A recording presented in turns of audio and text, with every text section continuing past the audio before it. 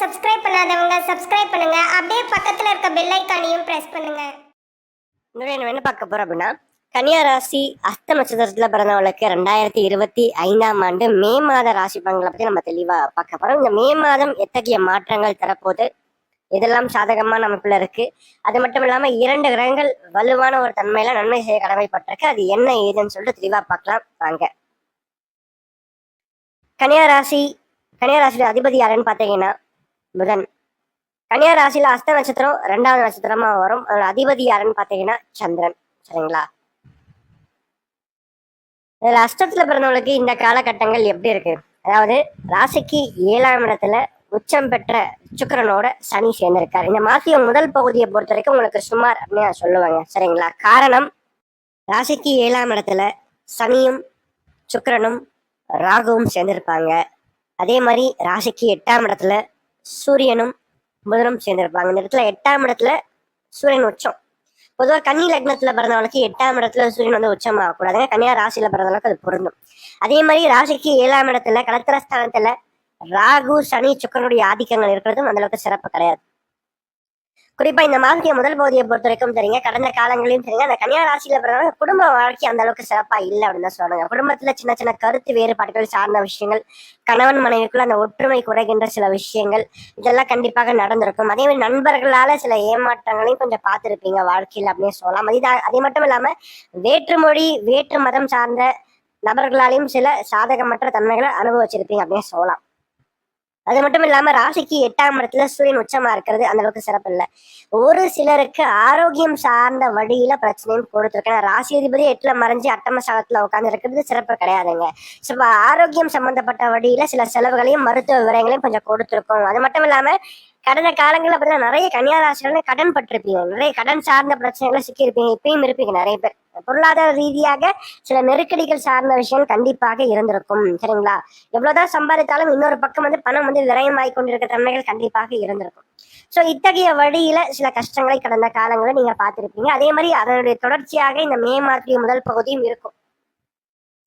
சரிங்களா? ஆனா 2வது பகுதியில இருந்து ராசிக்கு 6ஆம் இடத்துக்கு ராகு வராருங்க. ராசிக்கு 10ஆம் இடத்துக்கு குரு பகவான் வரப்போறார். அதே மாதிரி ராசிக்கு பாக்கியஸ்தானத்துக்கு சூரியனும் புதனும் சஞ்சரிக்க போறாங்க. சரிங்களா? இதுல வந்து சனி சுக்கரனுடைய ஆதிக்கங்கள் இந்த மாதம் முழுக்கவே இருக்கு ராசிக்கு 7ஆம் இடத்துல. அப்ப இந்த காலகட்டத்தை பொறுத்த வரைக்கும் திருமணம் சார்ந்த முயற்சிகள், அதாவது இன்டர் ரிலிஜியன் சம்பந்தப்பட்ட திருமணம், காதல் திருமணம் சார்ந்த முயற்சிகள் வெற்றியை கொடுக்கும். சரிங்களா? சோ இப்ப காதல் வாழ்க்கை சின்ன சின்ன கருத்து வேறுபாடு சார்ந்த விஷயம் இருந்தாலும் கண்டிப்பாக சரியாகும் அப்படின்னு சொல்லலாம். ஆனா திருமணம் ஆனவங்களுக்கு வந்து பாத்தீங்கன்னா இந்த காலகட்டங்கள்ல ராசிக்கு 2ஆம் இடத்தை குரு பகவான் பாக்குறார், 4ஆம் இடத்தை குரு பகவான் பாக்குறார். சோ வாழ்க்கை துணையார் சார்ந்த வழியில சில நன்மையான விஷயங்கள், வாழ்க்கை துணையாரால் ஒரு பொருளாதார ரீதியாக சின்ன ஒரு முன்னேற்றம் ஏற்படுறது, சோ அது சார்ந்த விஷயங்கள் கண்டிப்பாக நடக்கும் 2வது பகுதியில. அது மட்டும் இல்லாம குடும்பத்துல இருந்து வந்த குழப்பங்கள் சஞ்சலங்கள் சார்ந்த விஷயம் கண்டிப்பாக சரியாகும். மெல்ல மெல்ல ஓரளவுக்கு மாற்றங்களை கண்டிப்பா நீங்க பாப்பீங்க. ஏன்னா குரு பார்வை ராசிக்கு 2ல இருக்கு. அதே மாதிரி ராசியை விட்டு கேது பகவான் விலகிறார். கேது ராசியை விட்டு போறதே ஒரு மிகப்பெரிய ஒரு பலம் உங்களை பொறுத்த வரைக்கும். சரிங்களா? ஒரு நல்ல செய்தி அப்படின்னு எடுத்துக்கலாம்.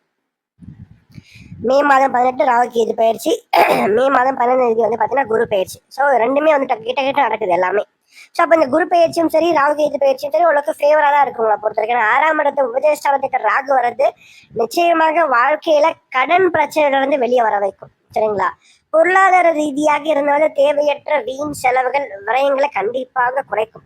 அதே மாதிரி நான் திரும்பவும் சொல்றேன், கன்னியா ராசிக்காரங்க நீங்க சீக்கிரமா கடனை வந்து அடைக்கணும், சீக்கிரமா இந்த தேவையற்ற பண விரயங்கள் செலவுகள்ல இருந்து நீங்க வெளியே வரணும், ஆரோக்கியம் சீக்கிரமா சரியாகணுன்ற பட்சத்துல விநாயகர் வழிபாடு அதிகமா மேற்கொள்ளுங்க. ஏன்னா 12ஆம் இடத்துல கேது இருக்கார். சரிங்களா? ஒரு தொடக்கம் லக்னமா இருந்தா முடிவு 12ஆம் இடம். சரிங்களா? அப்போ 12ஆம் இடத்துல கேது இருக்கனால ஒரு பிரச்சனை இருக்குன்னா அந்த பிரச்சனையுடைய தீர்வானது அங்கதான் இருக்கு. அப்போ நீங்க வந்து இந்த டைம்ல வந்து கேது 12ஆம் இடத்துல இருக்கறனால விநாயகர் வழிபாடை நீங்க அதிகமா மேற்கொள்ளும் போது நிச்சயமாக உங்களோட வாழ்க்கையில இருக்கக்கூடிய கடன் சார்ந்த பிரச்சனை இருந்து வெளியே வரதுக்கான ஒரு வழி கண்டிப்பாக பிறக்கும். ஆரோக்கியம் சம்பந்தப்பட்ட பிரச்சனைகள் கண்டிப்பாக மெல்ல மெல்ல சரியாகும். ஏன்னா 1.5 வருஷம் ராகுவும் சரி கேதுவும் சரி 12ஆம் இடத்துல இருக்க போறாங்க. சோ இந்த காலகட்டங்கள்ல கண்டிப்பாக ஒரு திருப்பு முனை உறுதியாக ஏற்படும் உடனே சொல்லலாம். உங்களோட வாழ்க்கையை பொறுத்த வரைக்கும் நீங்க விநாயகர் வழிபாடு அதிகமா மேற்கொள்ள ரெண்டாவது, ராசிக்கு 4ஆம் இடத்தை குரு பகவான் பார்க்கறதுனால இந்த காலகட்டத்தை பொறுத்த வரைக்கும் பார்த்தீங்கன்னா வண்டி வாகனம் வாங்குறதுக்கான முயற்சிகள் தாராளமாக நீங்க மேற்கொள்ளலாம், வெற்றியை கொடுக்கும். ரெண்டாவது, படிப்பு சம்பந்தப்பட்ட விஷயத்துக்காக ஏதாச்சும் புதிதாக காரியங்களை நீங்க ஈடுபடுறதும் வெற்றியை கொடுக்கும். அதே மாதிரி வீடு கட்டுறது அல்லது வீடு வாங்குறதுக்கான சில முயற்சிகளுக்கான நீங்க ஒரு ஸ்டெப்பை நீங்க எடுத்து வைக்கிறதும் உங்களுக்கு சாதகமா உங்களுக்கு அமைந்து முடியும் அப்படின்னு சொல்லலாம். அது மட்டும் இல்லாம 7ஆம் இடத்துல சனியும் சுக்கிரனும் சேர்க்கப்பட்டிருக்காங்க. பாக்கியாதிபதி 7ஆம் இடத்துல உச்சமா இருக்கிறதுனால உங்களுக்கு சிறப்பு தான், சரிங்களா? சனியும் சுக்கிரனும் சேர்றது சிறப்பு தான். ஆனா எதிர்பாலம் சம்பந்தப்பட்ட நபர்கள் கிட்ட கொஞ்சம் கவனமா நீங்க இருந்துக்கும். ஆண்களா இருந்தா பெண்கள் கிட்டே, பெண்களா இருந்தா ஆண்கள் சார்ந்த விஷயத்துல கொஞ்சம் கவனமா இருந்துக்கும். ஏன்னா தேவையற்ற அவ பெயர்ல போய் மாற்றத்துக்கான வாய்ப்புகளும் இருக்கு. ஸோ அதுக்காக அழுத்தி திருத்தமா சொல்றேன். ரெண்டாவது, இந்த டைம்ல பார்த்தீங்கன்னா தந்தையினுடைய ஆரோக்கியத்துல கொஞ்சம் அக்கறை எடுத்துக்கணும். தந்தைக்கும் உங்களுக்கும் இடையேயான அந்த உறவு நிலையில சற்று விரிசல்கள் ஏற்படுறதுக்கு கொஞ்சம் வாய்ப்புகள் இருக்கு, சரிங்களா? அதையும் கொஞ்சம் நீங்க பார்த்துக்கிட்டா இன்னும் சிறப்பா இருக்கும் உங்களோட வாழ்க்கையை பொறுத்தவரைக்கும் உடனே சொல்லலாம். மொத்தத்துல இந்த காலகட்டம் எப்படி இருக்கு அப்படின்னா, இந்த டைம்ல பாத்தீங்கன்னா சூரியன் 2வது போல வலுவா இருக்கார், அதே மாதிரி சுக்கிரனும் வலுவா இருக்கார். ஸோ கண்டிப்பாக நல்ல மாற்றங்கள் கண்டிப்பாக வாழ்க்கையில காத்திருக்கு. அது மட்டும் இல்லாம புத்தி கூர்மை அதிகரிக்கும் 2வது பகுதியில. உங்க மேல உங்களுக்கு நம்பிக்கை வரும், சரிங்களா? எந்த ஒரு சூழலையும் சமாளிக்கின்ற ஒரு திறமை, ஒரு கெப்பாசிட்டி கண்டிப்பா இந்த மாதிரி 2வது பகுதியில் உங்களுக்கு வந்து கிடைக்கும். அதனால கண்டிப்பாக வாழ்க்கையில நீங்க ஜெயிச்சும் காமிப்பீங்க. மேலும் தகவலுக்கு எங்கள் சேனலை மறக்காமல் சப்ஸ்கிரைப் பண்ணுங்கள். நன்றி.